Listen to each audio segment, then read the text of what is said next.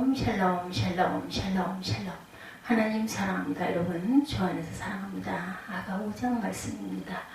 9절에서 16절까지 내용이죠. 나의 사랑 예수 그리스도. 너 하나뿐이로구나 이렇게 말씀하고 있습니다. 여자들 가운데 어여쁜 자야, 너의 사랑하는 자가 남의 사랑하는 자보다 나은 것이 무엇인가? 나의 사랑하는 자가 남의 사랑하는 자보다 나은 것이 무엇이기에 이같이 우리에게 부탁하는가? 내 사랑하는 자는 희고도 불고 많은 사람 가운데 뛰어나구나. 머리는 숭궁 같고 머리털은 고불고불하고 까마귀같이 검구나. 16절에 보면 심이 달콤하다. 입이 심이 달콤하다고 말하죠. 그 전체가 사랑스럽구나. 예루살렘 딸들아, 이는 내 사랑하는 자요 나의 친구로다. 나의 사랑, 나의 친구 예수 그리스도입니다.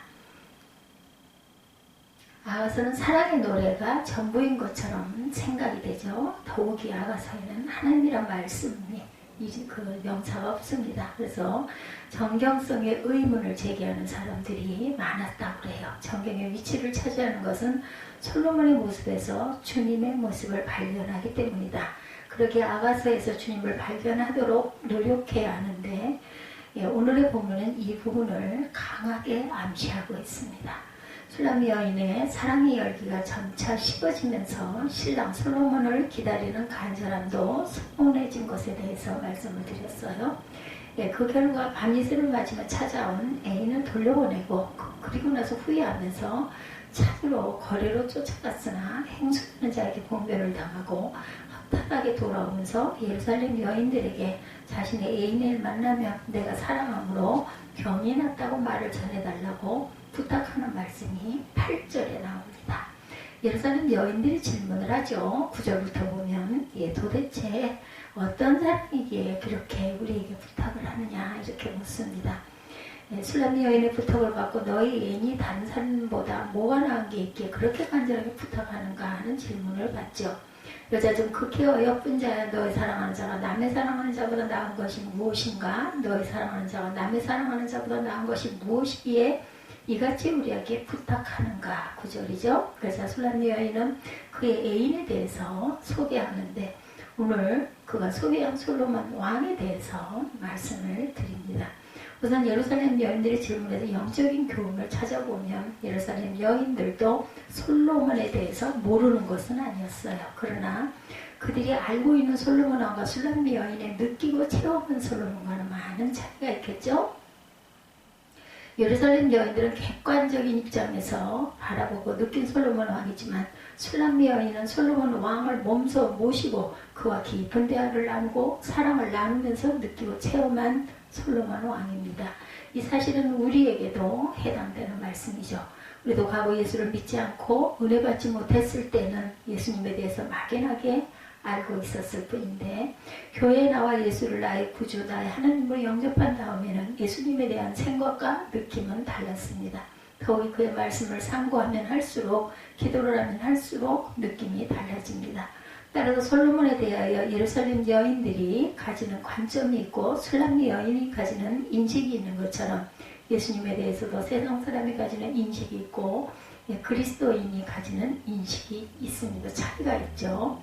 예수님에 대한 인식 여하에 따라 영생과 죽음이 엇갈립니다. 영생은 곧 유일하신 참 하나님과 그의 보내신 자 예수 그리스도를 아는 것입니다. 이렇게 말씀하고 있어요. 여러분 예수 그리스도에 대해서 어떤 인식을 가지고 계십니까? 그리스도인다운 예수님관을 가지고 계십니까? 아니면 세상 사람들이 가지고 있는 인식을 그대로 가지고 계십니까? 희고 불다 이제 술람 여인이 예루살렘 여인들에게 대답한 것을 중심으로 주님의 모습을 찾아봅니다. 우선 술람 여인은 솔로몬에 대하여 개론적으로 언급하고 5장 10절에 보면 내 사랑하는 자는 희고도 불고 많은 사람 가운데 뛰어나다 이렇게 설명합니다. 다음으로 10가지 특징에 대해서 11절부터 15절까지 나타나죠. 마지막 결론이 16절입니다. 10절에 보면 나의 사랑하는 자는 희고도 불고 만 사람에 뛰어난다 얘기합니다. 그런 솔로몬 희고도 붉다. 희다는 말이 히브리 원어는 눈이 부시도록 빛나는 흰색을 뜻합니다. 마치 예수께서 변화산에 올라가셨을 때 얼굴이 해같이 빛났다. 마태복음 17장 2절이죠. 그 옷의 광채가 세상에서 빨래하는 자가 그렇게 희할 수 없을 만큼 희다. 마가복음 9장 3절에 증거합니다. 솔로몬의 얼굴이 희다는 것은 왕자로서의 존귀한 용모를 가지고 있다는 뜻입니다. 그러나 성경에서 눈이 부시도록 있다는 것은 하늘나라의 색상을 의미하죠. 그래서 하나님께서 최후의 대심판을 행하시는 보좌를 크고 흰 보좌, 백보좌라고 얘기하죠. 그때 천상에 24자매들이 흰옷을 입고 머리에 금면류관을 쓰고 보좌를 둘러앉았다. 계시록 4장 4절에 증거합니다. 그들이 입은 흰 세마포는 속죄를 받은 것을 의미하는데 야훼께서 말씀하시되 오라 우리가 서로 변론하자. 너희 죄가 주홍 같을지라도 눈과 같이 희어질 것이요 진홍같이 붉을지라도 양털같이 되리라. 이사야 1장 18절 말씀이죠. 흰색은 그리스도의 무죄함과 성결 그리고 그의 신성을 의미합니다. 과연 우리 주님은 거룩하고 악이 없고 더러움이 없고 죄인에서 떠나 계시고 하늘보다 높이 되신 자로서 영원한 하나님의 아들이며 하나님이시다. 그런데 솔로몬은 희기도 하려니와 붉기도 합니다. 붉다는 히브리 원어는 아름이란 말인데 붉은 피란 말에서 유래된 단어입니다. 그래서 이 말은 보통 혈색이 좋다는 뜻으로 건강미가 넘친다는 뜻으로 사용되는데 이 말이 그리스도에게 적용될 때는 그의 인성을 의미합니다. 그리고 그런 죄인까지도 지극히 사랑하는 뜨거운 심정을 가진 분으로 십자가에서 붉은 피를 흘려주신 사랑의 주님이심을 가르치는 낱말입니다. 과연 주님의 인내하심은 만인의 추출하시죠. 그와 견줄 아무것도 없을 만큼 유일무이한 사랑을 가지고 계신 분이다. 그래서 그분은 우리를 위하여 자신의 몸을 죽기까지 내어주십니다.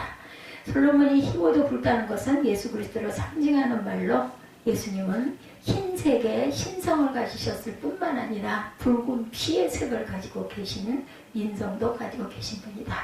이 사실을 우리가 이해하고 믿고 가야 합니다.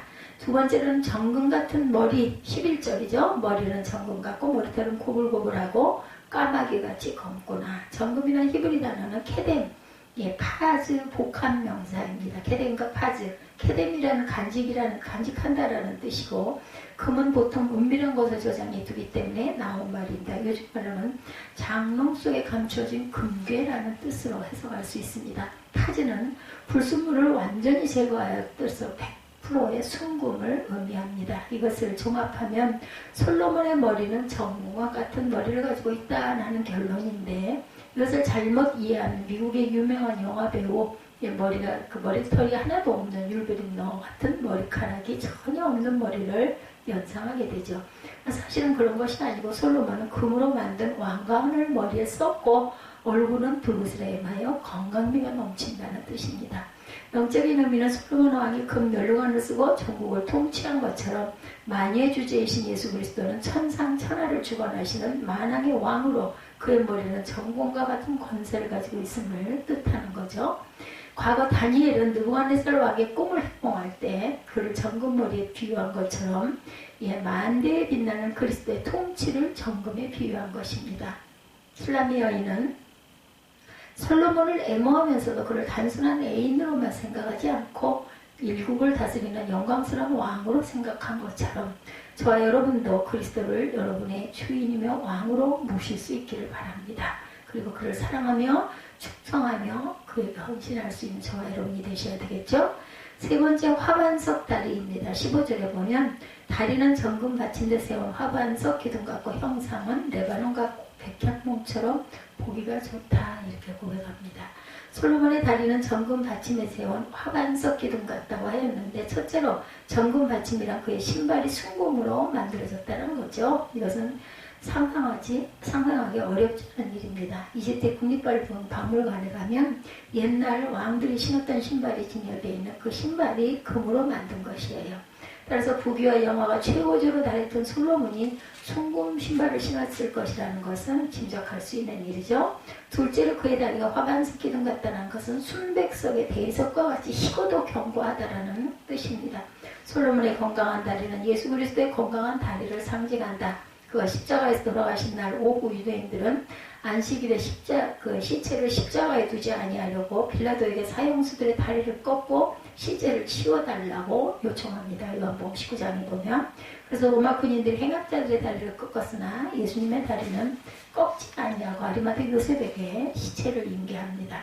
이 일에 대해서 사도 요한은 이 일이 이룬 것은 그 뼈가 하나도 꺾이오지 아니하리라는 성경을 응하게 합니다. 이렇게 말합니다. 그러면 그리스도의 다리는 왜 꺾지 않을 것이라고 예언되었고 왜 꺾지를 못하게 했을까? 그 이유는 그의 다리에 우리의 구원이 달려있기 때문입니다. 주님의 두 다리는 그의 신실한 성도의 구원을 보장하는 굳건한 능력을 상징하는 것이죠. 옛 뱀의 후손인 빌라도는 그의 발꿈치를 상하게 하려고 예수님을 발에 못을 박았지만 우리 주님은 부활하심으로 대리석 기둥 같은 강건한 다리로 죽은 권세를 이기시고 죄의 권세를 도말하셨고 마귀의 세력을 무찌르셨습니다. 그러나 화반석과 같이 굳건한 다리는 또 다른 의미가 있는데 그것은 대리석은 변질하지 않는 것처럼 우리를 향한 주님의 구원의 언약도 불변한다. 변질하지 않는다는 것을 보장합니다. 솔로몬이 건축한 성전에는 성정을 버티는 두 기둥이 있죠. 야긴과 보아스.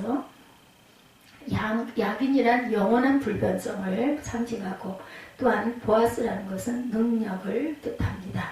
야긴과 보아스의 두 기둥이 성전을 지탱하고 있는 것처럼 그리스도의 건강한 다리는 영원 불멸하시는 구원의 약속과 능력으로 사랑하는 백성들을 지키는 것을 상징합니다. 여러분들은 주님의 영원하심을 믿으십니까? 아멘. 예, 믿습니다. 세상은 바뀌고 인심은 변하지만 우리를 향하신 주님의 뜻과 섭리와 사랑과 약속은 변함이 없습니다. 네 번째, 레바논 산과 백향목입니다. 형상은 레바논 같고 백향목처럼 보기 좋다. 15절이죠. 예, 이것은 그의 인격의 장엄 수려함이 레바논 산과 같고 고상함과 출중함이 백향목과 같다는 뜻이죠.